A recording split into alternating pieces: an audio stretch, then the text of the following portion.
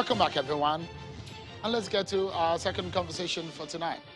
Recently, there have been calls for the removal or resignation of the Minister of Communications and Digital Economy, Dr. Pantamis. The call comes over what some termed as statements which made the minister appear like a sympathizer of the Al-Qaeda and Taliban groups.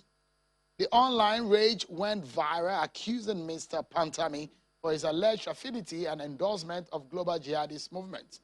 The minister is being criticized over some of his teachings, suspected to be espousing the teachings of Al-Qaeda and Taliban previously. Today, the minority leader of the House of Representatives, Honorable Hundeyin Elumelu, as you heard earlier before we came back from that break, joined calls for the removal or resignation of the minister, Pantamis, over comments he made suggesting religious extremism and his support for terrorism.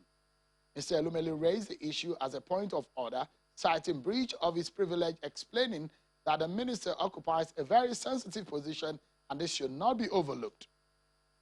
The minister was present today at the Federal Executive Council meeting, and when the Minister of Information was asked about this issue, this is a response of the Minister of Information.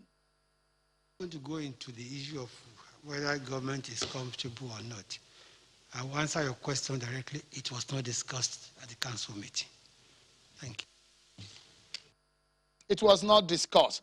That was the obvious answer there. For several days, we here at Channels Television have deliberated about the matter and looked into how we want to tackle this matter. We've made several attempts to take up the matter, and because it's a personal statement attributed to the minister, we thought it was wise to speak to the minister himself to defend those things that he said, to have those comments he has made to defend himself and speak to the issues. But he has since responded to us to say he cannot speak personally based on advice that he was given, and he has asked a friend of his and the Director General of the International Center for Islamic Culture and Education to speak on his behalf. He's briefed him, and he's a friend of his to speak tonight. Dr. Kabo joins us from our Abuja studio. And someone... Thank you very much for having me. Thank you, Dr. Kabo. And someone who has written severally about this matter, a freelance journalist, David Hundeyin, he joins us virtually to also speak on some of his writings on this matter. Thank you, David, for joining us. So before we begin the conversation, let me allow you, our viewers, to listen to some parts of the statements. There are several of them attributed to the minister, which have caused the cause for the sack. Channels Television cannot independently verify the audio material, but listen and watch out for the translation of, because it's said in Hausa language. Kasar ta zauna a cikin wannan hali har lokacin da aka tura mulki na monarchy, wato mulki na sarauta. A daidai wannan lokacin, it was around 1978 Christian era. Idan kai lissafi za ka ga kusan shekara 30 da so gabata kenan. A wannan lokaci abun da aka tura wannan mulki sai zama kasar ta samu kanta a cikin wani rikici. An yi yunkurin tura mulkin amma kuma sai sabbaba wani irin tashin hankali. To the extent that sai kafurai suka fara yunkurin shigowa kasar su yi dominating kasar Afghanistan. Saboda a koda yaushe kuke addini, kuke nutsuwa, kuke bautawa Allah, kuke karantar da addinin Allah, abokanan gaban mu kafurai, musamman a sahun gaba USA, United States of America, wannan iya tayar musu hankali. A koda yaushe sukan yi kokari su dan yi likimo, suna ga ina za su samu daman launching attack a kanku. In a yanzu kana ga su suke cewa su super powers ne, a da wanda ake gani super powers su ne USSR, wannan su suke gani a matsayin super powers. Sai suka samu dama tun da yanzu kasar tashi hankali da sunan kokarin promoting peace, kokarin tabbatar da zaman lafiya, sai suka shigo kasar Afghanistan. Wannan shigo wanda suka yi sai suna supporting bangare daya, suna kuma yakar bangare daya. Yau kaddara Allah ya kawo jarrabawa a Najeriya bainal muslimina wal kuffar. Suwa kake da za su fara zuwa kasan nan? Amerika. Idan suka zo, shin za su karfafa musulmai ne ko kafirai? To dama haka suke su yi lakamo. Shi yasa ka'idar musulunci ba There are a few others because there's that part of that, it's just a part of about 50-minute long audio, and some of the teachings, some of these that has been attributed to the minister. But a response has since been attributed also to the minister to some of these responses. So some of the comments he's made in the past and some years ago that are generating controversies now, but based on his statement, let me read part of it to you right now. The minister responded to said, some of the comments I made some years ago that are generating controversies now were based on my understanding of religious issues at the time, and I have changed several positions taken in the past based on new evidence and maturity. He went further to say, I was young when I made some of the comments. I was in the university. Some of the comments were made when I was a teenager. I started preaching when I was 13. Many scholars and individuals did not understand some of international events and therefore took some positions based on their understanding. Some have come to change their positions later. Let's get my guests to discuss this matter. And let me allow Dr. Kabo to respond to these. Dr. Kabo, these are some of the audio tape, of course, that you have heard and listened to, attributed to the minister. How do you react to it? Well, thank you very much for giving me the opportunity to say some few words. First of all, as we know, Nigeria is a very democratic country with the freedom of religion. When you make reference to the Constitution of 1999 amended of the Federal Republic of Nigeria, you look at the Section 37, it gives people the right to be either a Christian or a Muslim, or to be a traditionist, or any other religion actually of their choice. And of course, in the process, from what I've heard, from a good friend of mine of integrity and impeccable, character that I know and that we have learned a lot, and we are also learning a lot actually from him. There is no way you can associate him to be actually among the USA, terror list. Is I am really intrigued and to hear and to understand, the discussion that is really going on. Because if I may think and reflect and assimilate and digest the kind of issues he highlighted, and also the allegation from the Daily Independent newspaper that started the whole saga. They came round, reputed the allegations, withdraw their own comments, and also apologize. So to me, as far as I'm concerned, it was just about character assassination. As far as I'm concerned, the debate has actually ended. What I can really not understand, I spent about 25 years of my life, in the UK, and we have worked, with Mr. Pantamis and a diaspora and somebody of impeccable character, work in Saudi Arabia, and of course work in the university and many other places of our knowledge and understanding. We have never ever associated with him directly or indirectly with anything that is associated with terrorism. I don't understand. I think the only reason why people study history because they don't learn from history. Because if you look at the context, the encounter he had with Boko Haram, there are so many videos about their, countering, their own thinking and their own mentality and their own attitude, about issues actually of Boko Haram, saying that to read and to learn, is illegal, provided it is actually Western education. So I am really intrigued, and I don't even see it, as far as I'm concerned, the debate has ended in the sense that the people who put the allegation have not got a shred of evidence, actually in that matter. And the other context within which he is quoted, when I heard, actually the audio tape you presented, it was in the circumstances. In Islam, it's a religion of justice. It's a religion of fairness. It's a religion of equity. And of course, this is what people don't even understand. It means peace. And even the Quran that is being actually sent down to the Muslims is not only for the Muslims, it's actually for humanity. So there must be, whoever does the right thing, you say it. Whoever does the wrong things, you say it. And you try and you cajole and you make people actually to understand about tolerance, about respect. and about wisdom and about discipline and about integrity. And that was what he was preaching. And people do not understand, in Islam, beside the Quran and the teachings of the Prophet Muhammad sallallahu alaihi wasallam, which is the Hadith, there is obviously a consensus of opinion among the ulama. There are 4 different schools of thoughts. There is Hanbali, there is Shafi'i, there is Maliki, and also there is also there is Hanbali. So the Hanbali, the Hanafi, the Shafi'i, the Maliki school of thoughts, they vary because it's based on the information that is available at that point of time, and also in their own locality, and also actually in their own situation. The kind of ruling that we are talking about is an interpretation based on what? The current circumstances and the situations actually we find ourselves. All right, so Dr. I can't Kabo, really actually understand.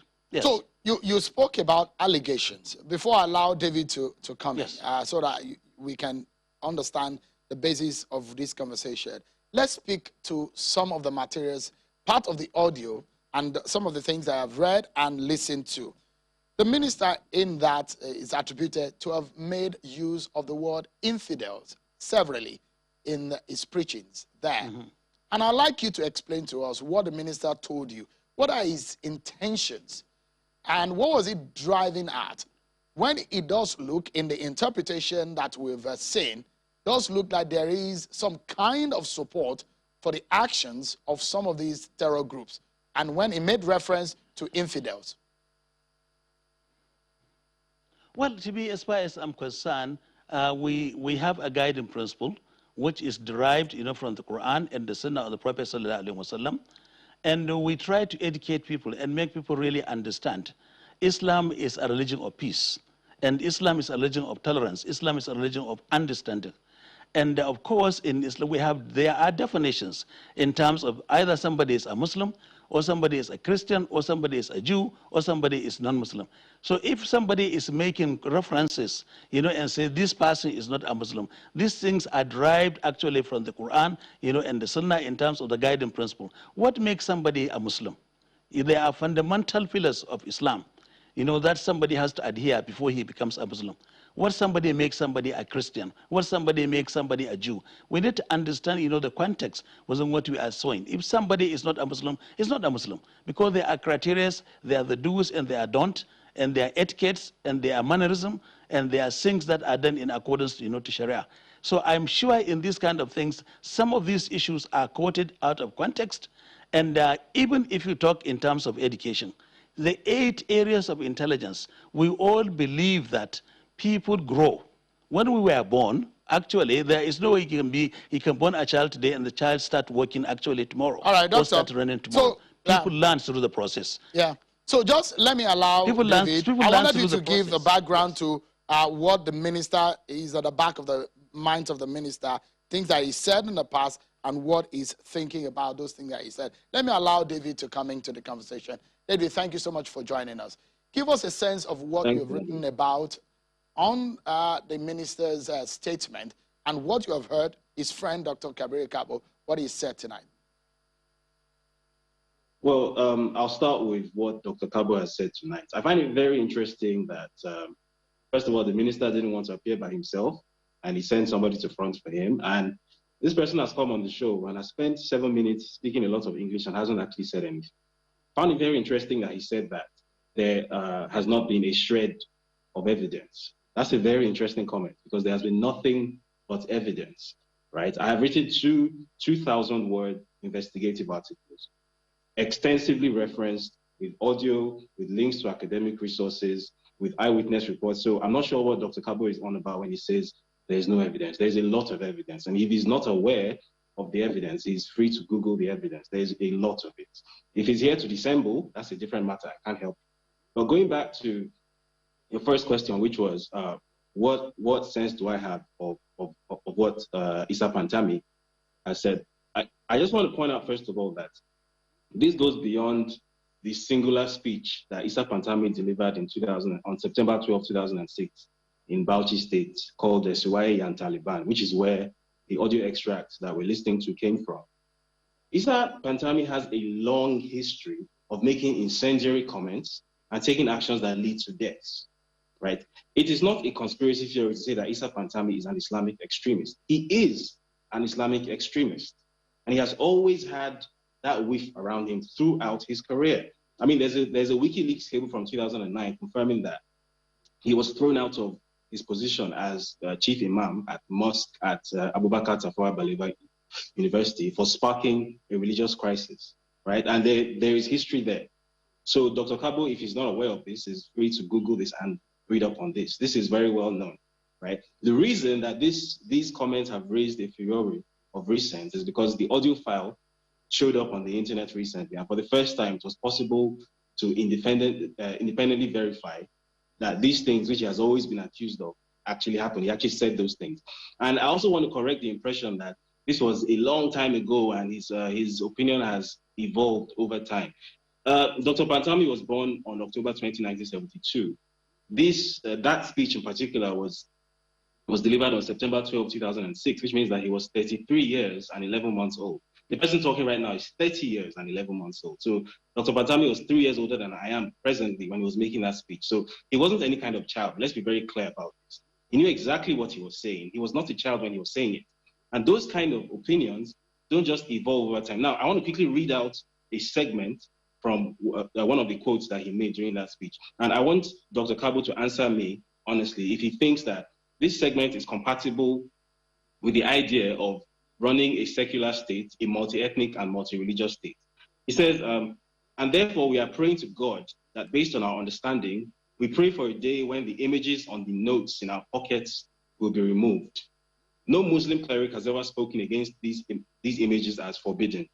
May we be self-sufficient enough not to need this currency. It is against the religion to put even the images of the companions of the Prophet on the currency. May Allah help us to see that day when the Gregorian calendar, the calendar of the infidels that is on the notes, is removed. And that day is coming when it will certainly be removed. Now, I want Dr. Kabo to explain to me how this aim, which is essentially to remove the secularity of the Nigerian state, to take the images off the Naira notes, and to change from the Gregorian calendar, which we all use, to the Islamic calendar. I want him to explain to me how that differs significantly from the aims and aspirations of Boko Haram. As I've said previously on other mediums, the only disagreement between Issa Pantamis and Mohammed Yusuf or Abubakar Shekau is the method that they want to use to achieve their Islamic utopian state.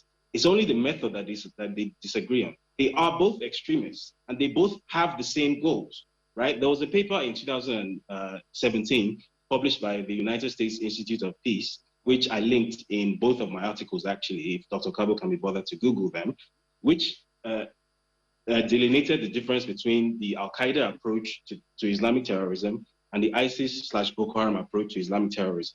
The ISIS/Boko Haram approach is more immediate, it's more flashbang. They want to use violence to create an Islamic utopian theocracy right now, which is what they're doing. They're going out and killing people to do that. Al-Qaeda prefers to use something called gradualism. They prefer to adopt a gradualist approach where they use the political levers of state, the instruments of state, the instruments of politics and education, as they put it, of Muslim faithful to push them away from moderate Islam toward extremism. The goals are both the same. They both have the same existential goals. So whether it's 6 or it's half a dozen, you are going to end up in the same destination anyway. So this idea that, we somehow fundamentally misunderstand Issa Pantamis and, it's because we don't have some deep theological underpinning in Islam. Well, we're not illiterate. And I would really like it if Dr. Kabo didn't come on the show to insult our intelligence, because that's what he spent about 7 minutes doing. All right, great. So before I allow Dr. Kabo to respond to some of the things that you have raised, I would like you, because this is an underlining intent in your writing, linking Mr. Pantamis years ago when he made those statements and now. He said he has changed. Does that, it does look like you disagree with that, and why? Absolutely, yes. And the reason is simple. He has not changed. And let me give just one very, very, very tiny example of how to confirm that this man is the same person he has always been. He has not evolved in any way. Right now, presently, if you go to the Twitter handle of the Federal Ministry of Communication and Digital Economy, look for any of the videos, probably from last month. YouTube videos linked on the handle, where a flag-off program for a skills acquisition program for 600 Nigerian youths was linked. Now, look at the YouTube channel, which the Federal Ministry of Communication and Digital Economy used to live stream its event. Was it the ministry's own YouTube channel? No. Was it a YouTube channel belonging to a mainstream TV station like Channels or any of its competitors? No. Was it even an NTA YouTube channel? No. It was a YouTube channel that belongs to an Islamic TV station called Al Afriki, right? When I say Islamic TV station, I mean an Islamic religious content TV station, a TV station that broadcasts only Islamic content. It's not a TV station that has Islamic leanings. It's an Islam TV station. It's like the equivalent of Emmanuel TV by Pastor TB Joshua or Dove TV by the Redeemed Christian Church of God, right? And this is the television station which the Minister of Communication and Digital Economy of the Federal Republic of Nigeria contracted to live stream not one, not several events, right, by the federal government of Nigeria, right? A federal event, right, that is being organized by what's supposedly a secular state is being exclusively live streamed by an unknown Islamic TV station. And in the articles that I wrote, I actually dug into the background behind this TV station. This TV station doesn't even have a functioning website, right? I dug into the ownership and everything. It's all the information is right there. So I would really like Dr. Kabo to explain to me how it is possible and in which universe it is explainable that this woefully misunderstood man, this victim of Southern bigotry, as they always try to portray it, somehow has created a situation where the Federal Ministry of Communication and Digital Economy has licensed an Islamic TV station exclusively to live stream content from the Federal Republic of Nigeria. I would really love him to give me an explanation that proves to me that I don't know what I'm talking about and that all of us, somehow what we're seeing is not really what is there. Because this is a masterclass in gaslighting, right? And it's always really fun to watch this happen. So I really want to know what his explanation is. All right. So David, quickly too, you mentioned in some of your writings also about the minister being enlisted on some foreign, international, no-flight list, or some countries who have listed him and linked him to terror. Can you confirm that? Do you have evidence of that? I want to correct that statement you made. I never at any point said that Pantamis was on a watch list. A news platform I am affiliated with published a story. I was not the one who wrote that story, right? And by the way, it is impossible to confirm or deny such a story because anybody with the faintest understanding of international relations knows that the US or the UK or whichever country is never going to voluntarily offer that information up. So it's impossible to confirm that information as somebody is on a terror watch list or is not on a terror watch list. The only way to know whether someone is on a terror watch list is for them to apply for a visa to the place or get on a plane to the place. That is the only way you will know. You cannot, as a journalist, go to the US embassy and say, can I please have this information? They're not going to give it to you. All so right. It's good to clarify that. No, I'm asking so that you can clarify, because that's one of the issues that Dr. Kabo raised earlier on. So let me allow Dr. Kabo now to come into the conversation. And if Dr. Kabo can respond to some of the issues raised by David, first on the statement he read on the issue of the currency and the Gregorian calendar and how he said he wants things to be removed from the currency. Do you like to react to that? Well, yeah, thank you very much, David. I can clearly say that from the discussion we are carrying and we are having at the moment, it is very, very clear, to us, there are issues, to do with miscommunication or information in relation to blackmail and other things of that nature. And the reason why I'm saying that is because it was mentioned that the US terror list, actually Pantamis was among them. But there was nothing like that, and that allegation has been refuted. And in another context, as well, I have just mentioned to you, and he has also mentioned himself, that you see, in the process of learning, we know that as we develop, we say that learning is recurrent newness. You will find an opportunity to relearn, unlearn, and also relearn, unlearn, and also learn. And he has made an example as he was talking in some of the issues on his own personal capacity based on information at that point of time, in that particular situation, and in that particular context. And that a certain extent in some of the issues we are talking about, people are just actually misinforming others and quoting things really out of context. The reason why is what makes you think what you produce as a material is a classical evidence. We need a classical evidence that clearly states that Pantamis is actually harboring terrorists. There isn't anything like that. He has been having, lectures every year, actually in our center, International Center for Islamic Culture and Education. He is not preaching for anything other than sense of unity, other than respect, other than brotherhood. And even to some of the ministers actually in the past, they attend the session. And they are not Muslims, but they attend the sessions. And of course, the Minister of Sports for the last administration was one of those.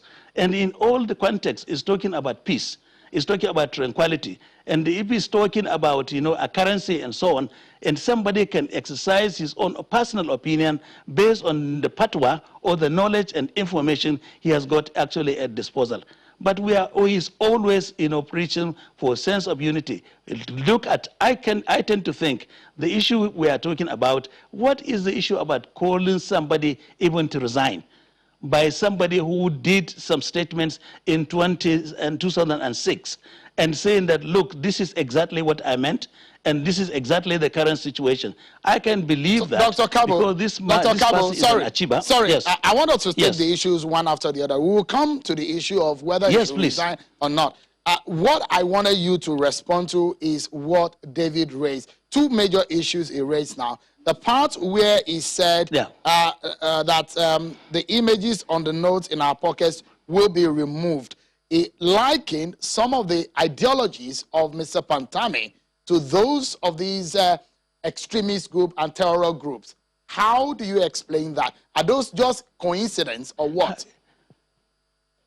This is far actually from truth, because in his own impeccable character, I'm sure there are so many videos which he had encounter with actually the leaders of Boko Haram, and also in terms of his own activities, as you can see, about the national identity card that is currently pursuing, trying to tackle issues about insecurity, issues about terrorism, issues about banditry, and issues, about armed robbery, and issues about kidnapping. With all these elements in terms of action, not words, how can you say somebody is actually promoting terrorism?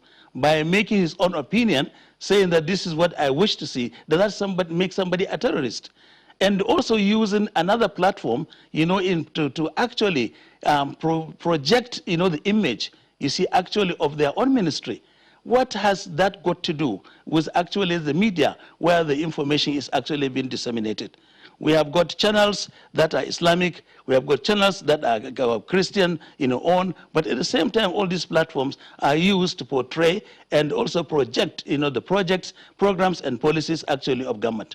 So I can't even understand, the relationship between somebody making a statement of this nature and you allow or align somebody actually with terrorism. Look at what is happening. In what context? In terms of the Boko Haram, they know they use, violence. They kill people and they intimidate people. And we have seen what is really happening, in actually in Borno State. So in what way and what statement has he made that is actually dangerous, that is putting lives of people at stake, or people's lives in danger, so, saying that we should exterminate other people? All right, so Dr. Kabo, we'll spend the rest minutes that we have on the calls that have been that have gone viral about Mr. Pantamis leaving office. And let me allow David. David, if you'd like to respond quickly to some of the things that he said, but I'd like you to also comment on what is being gone viral. Today, the minority leader has asked that the minister should resign or should be sacked. Why that? Okay, well, let me start with the response to what Dr. Kabo said, first of all. His last comments that he doesn't see the relationship between someone being an extremist and someone's decision to host content from the Federal Republic of Nigeria on an Islamic-only channel. Well, obviously, that's the kind of obtuse comments that you make when you are ensconced in privilege. right? When you honestly cannot even see how a picture looks bad, because you yourself don't even think that differently from the person that you're defending. So of course he would say that, right? The Federal Republic of Nigeria is a country of almost 200 million people. It's multi-ethnic, multi-religious. I personally, I don't belong to a religion. I'm non-theist, right? So if I want to watch content from my government, why should I have to go to an Islamic channel to watch it, right? There are several secular TV stations. And by the way, the Federal Republic of Nigeria is not an Islamic country, right? It's a secular country. There's freedom of religion. Why is content from the government being hosted on an Islamic channel? If Dr. Kabo really doesn't see the problem with that, then unfortunately, there's nothing I can do. I can't help him. Going to your question about the events in the House of Assembly today, my only response to that would be that the Speaker of the House of Reps, Femi Gbajabiamila, has a habit of putting party politics above the national interest. This is not the first, second, or third time where he's pulling this kind of stunt. Obviously, the fact that the point of order was raised by the minority leader and the person in question is a member of the ruling party is it's a political minus. But at the end of the day, you have to look at it from a wide angle, right? Somebody who is in charge of the data of almost 200 million people, right? If this person cannot objectively be said to be a good character, and this ties into something that I wanted to quickly respond to Dr. Kabo about, where he said Issa Pantami gives lots of speeches about peace. Therefore, that means he's not an extremist. Therefore, that means he doesn't have sympathies with terrorists. Well, I don't understand what kind of reasoning that is. I mean, if somebody has certain opinions which they have held and which they have displayed for more than a decade, and then they go around for a few years giving a few speeches saying something else, I don't see how that has disproved anything. This again, I wish somebody would come to me with the evidence that I have presented and not just speak lots of English. All right. Going back to Dr. Gbajabiamila, one would hope that at some point he would understand that this is bigger than APC versus PDP politics. That this is a question about a man who is unsuitable to be in a position, wielding an immense amount of power over the data, over the identity of Nigerians. He has a huge data dump at his disposal. The data he has includes potentially the location data of Nigeria, the biometric data of Nigeria. Do you really want, even if by some stretch of the imagination, Dr. Issa Pantami is not actually an extremist, even if this is all just some kind of mistake, it's close to impossible, but even if it is, for the sake of argument, just for the fact that this whiff of controversy is hanging over this person's head, is there a shortage of people who can fill that office in Nigeria? Right. Why is Dr. Pantami so important that under no circumstances must he even be discussed? That we have the Minister of Information coming out and saying it wasn't discussed in the Federal Executive Council. All right, David. Yeah, because we're out of time now. Let me allow Dr. Kabo. The argument out there is that, Dr. Kabo, that in some other crimes, at this kind of stage, the minister would have resigned. Do you agree? Hello? Please go ahead. Hello? Please go ahead. Can you hear me? I can hear you. Please yes, go ahead. I think there are just two statements I wanted to make. I don't really understand the level of human intellect there by somebody talking about my projects, my programs, my track record, my targets, my key performance indicators.